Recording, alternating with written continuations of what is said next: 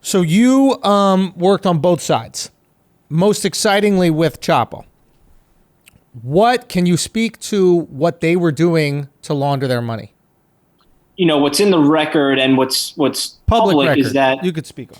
Yeah, I mean, the cartel was so and is so gigantic that they set up a few different ways to try to launder money. And again, this is what kind of came out in trial testimony and through reports, but they just had a lot of runners. That was one of their ways to do. And I think Marty might have mentioned it in season one is you can have people go to banks all over America and elsewhere and deposit very small amounts and they won't get noticed at all. Smurfs, they call them, right?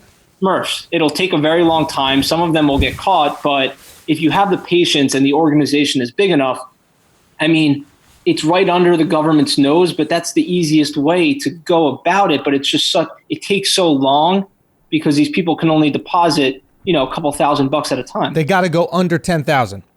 You have to. And even if that's the thing is, even if you go right under 10,000, that'll raise suspicion. Some people think, oh, I can just keep going to the bank and deposit $9,500 every week. Yeah. That is just as bad as putting in $10,000. So now you just need hundreds of people doing this constantly. And that's more people that can get caught, more people that can get compromised, more people that could potentially snitch, and you end up getting fucked over. That's one way as well. Another way is, and I think the cartel has been alleged to do this a little bit, which is, taking the illegal cash in the United States, buying commodities, T-shirts, yes, maybe some produce, some other things, and literally driving to Mexico and selling them on the street or selling them to vendors and turning the cash that way as well. Now, I heard, there's something called like an underground peso exchange or something like that, right?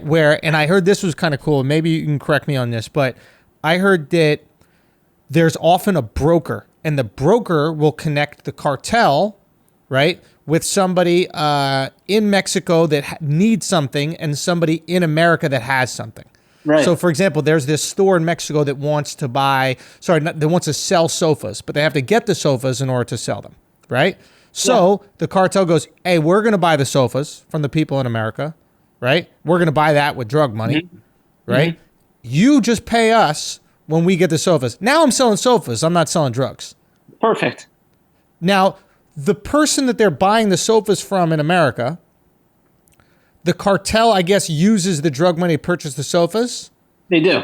And that doesn't get hit with the IRS or anything? Well, that's the same thing like he talks about early on is you can't push the envelope. Sofas would probably be up there towards the more, larger purchases that could be made. Yeah. But it literally might be something as small as T-shirts, little trinkets that you buy at a hobby store and bring them down and you see these vendors on the street sell them. It's a small turnaround, but that will not raise any suspicions. You move up to sofas, obviously that's a little bit larger of a purchase through cash, but it still would not raise, huge eyebrows like if you moved up to a car or something along those lines.